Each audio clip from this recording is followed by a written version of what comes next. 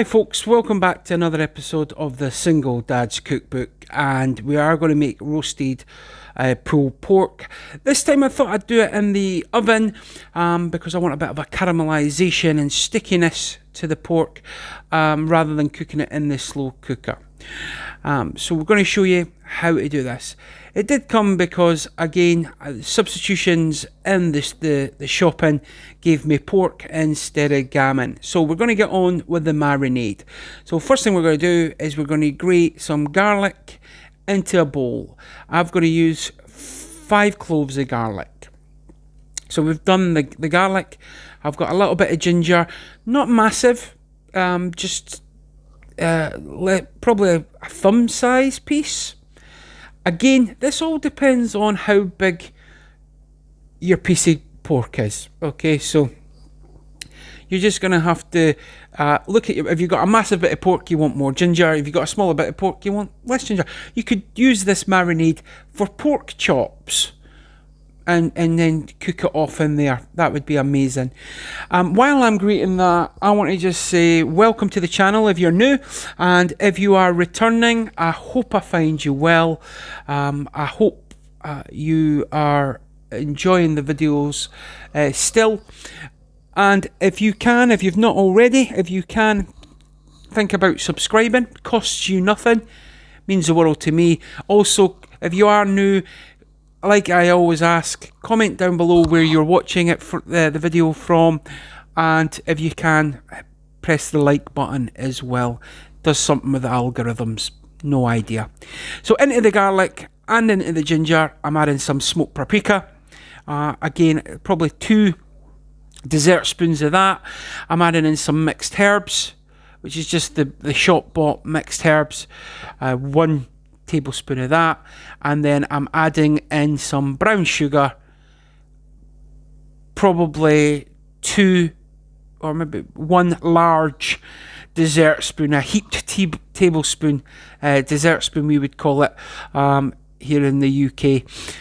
Then I'm adding in some salt and some pepper. Then we're going to give that all a mix, and we're going to add some oil so that it combines it. With this marinade, obviously you could do it the day before, let the flavours penetrate in. That would be unbelievable. Like I said, you could do it on pork chops. Again, you could probably even do this on chicken.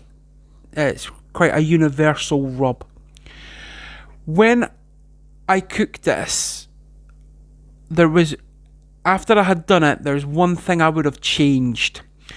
And the thing I would have changed is how it was cooked. You'll see in a minute that I butterfly the pork joint open. There is no fat, or next to no fat, on this pork joint. What I would have loved to have done, or what I should have done, I should say, is once I butterflied it open, I should have roasted it open. But what I did is I actually resealed it, marinated in the middle, and then flipped it and closed it back up again. If I was to make this again, and I will make this again, I will be keeping it butterflied open. So if you're going to make this, get a bigger roasting tray, open it up. The temperature that I cooked this at was at 140 for about 5 hours, so it was low and slow. But because you're cutting it in half, like the thickness in half, it would drastically reduce the cooking time as well. You might even want to just pop it up a little bit so that the sugars and the brown sugar melts and caramelizes right over it and actually creates a nice crispy skin for you. And when you pull it apart, you're getting that chewy caramel parts of pork.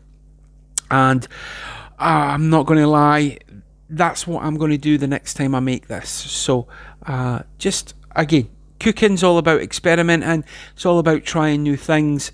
And sometimes it works. Sometimes you've got to adapt. But as always, I will tell you if there's something that I think could make it better, I'll tell you, because that's the whole point of this journey and being on it together. I've marinated the middle. I'm going to then use the marinade and just cover the whole thing, and keep it going. And like I said, with the marinade, depending on how big your pork is, this piece of pork was quite deceiving in the package, and you'll see what I mean later on in the video. But it actually it turned out to be quite a large piece of pork. So I'm just marinating the whole thing here, just getting it all over it, and then there you can see there, we're good to go. Do it the night before, do it the day before, whatever it is. Wrap it in cling film, wrap it in tin foil, get it in the fridge, keep it marinating. Now, I am going to do a couple of roasted vegetables with it, and what we're going to do there is we're going to have them so that the pork's going to sit on top. These, once they come out and you just take the outer skin off, they became so succulent. They released their sweetness. They picked up the flavourings of the pork. Stunning is the word that these became. And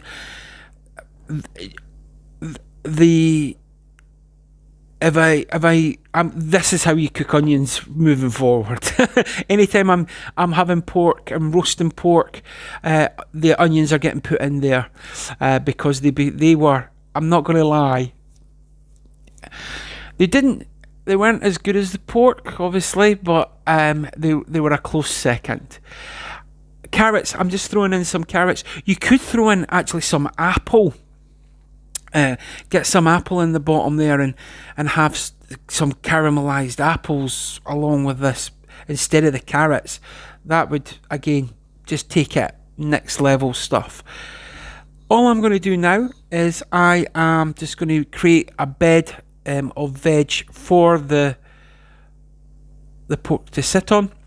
I'm going to give it a little drizzle of oil just so it doesn't burn too quick. And then we're going to pop the pork on.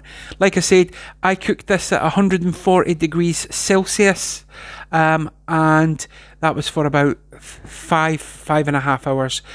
Check the size of your pork. You may need to cook it longer. You may need to turn up the temperature a little bit, reduce the time frame, all that kind of stuff. Trust your instincts when you're cooking it. That's the best advice I can give you. So, veggies are prepped. We're bringing over the beautiful pork that we've marinated. We're going to pop that in. And again, like I said, I would have got a bigger tray. I'd have opened that back up, flipped it over, and then halfway through cooking, I would have maybe turned it over so that you've got the caramelization on one side and the other. And that's exactly what should have been done. However, this is still stunning, still beautiful, still released loads of juices, and we got to go with it.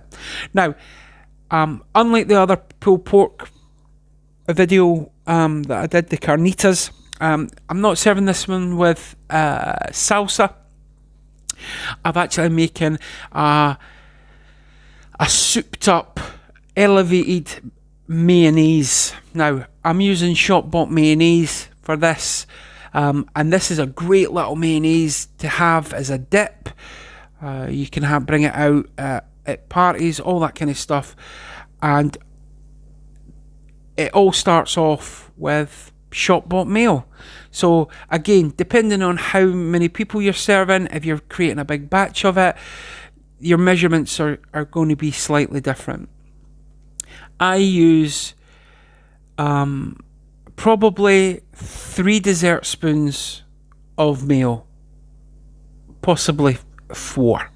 Okay, so you've got a good base of mayonnaise there. You're going to add in some salt and some pepper, because we're adding flavour to the mayonnaise. Then we're going to add in some honey into this. From here, I add in a jalapeno, finely chopped.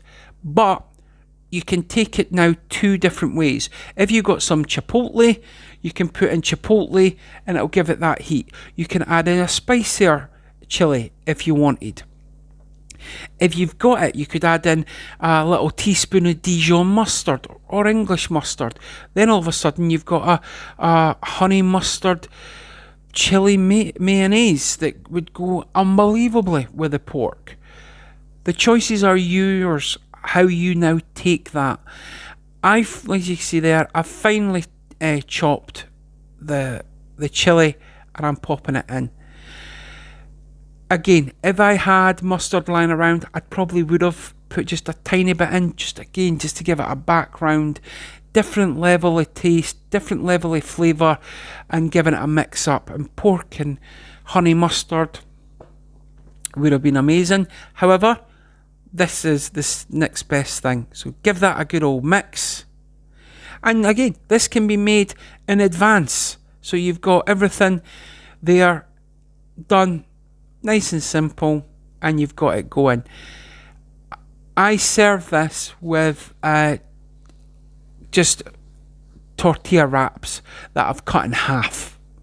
I even think I cut them in quarters, just so that you got little wraps that you've made, and you just make your own and help yourself.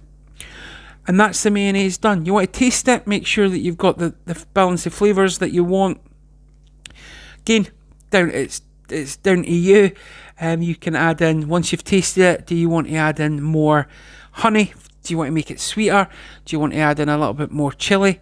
I add in a bit of paprika just to change the colour of it and give it a smokiness.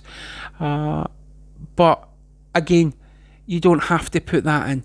And you want to give it a taste at this point to make sure that you're, like I said, it's to your palate, to your family's palate. This, you might suddenly take it a completely different direction. That is completely up to you. But the mayonnaise was done. So, pork's been roasting, mayonnaise is made. Next thing we're going to do is we're just going to take them out and let's have a look at it. So, the big reveal. Let's see how we get on and what it looks like. And there you have it. So you can see there, beautiful crust formed on the pork. The onions, what you want to do is just remove that first layer from the onions. And it's just coming away. There you go. Give it a bit of taste. Once you get your hand, once I got my hand in it, it was literally just falling apart. And I had been a bit careful, so you can see there, and that's where I would have maybe opened it up a little bit, but all the juices have come off. So I've shredded the pork. I'm now just adding in all that beautiful liquid. So all the sauce that and all that, I'm adding it back in so that it's got that flavour profile. Big bit there that's fallen off. So I'm just adding this all back in just to keep it nice and moist. I think that bit just wants to be eaten, so we'll get that back in. And then the other thing what I do is, once I've taken off the skin of the onions, I actually finely chop them and add them in. And it just gives it little pops, little bites of sweetness from the onions and the carrots. So give that a mix. And you can see there, like I said, it was quite deceptive how much pork was available from that part. And he just pulls apart beautifully. So that's done. And there you go, there's the pool, and it just falls apart. And that's where the crispy edge was. And at that point, you could have had the whole thing like that, which should have really been, it would have been 100 times better. The carrots, beautiful, sweet. The onions, beautiful and sweet. And I chopped it all up. Guys, I hope you're looking after yourselves and each other. From my family to yours, till the next time, Single Dad, signing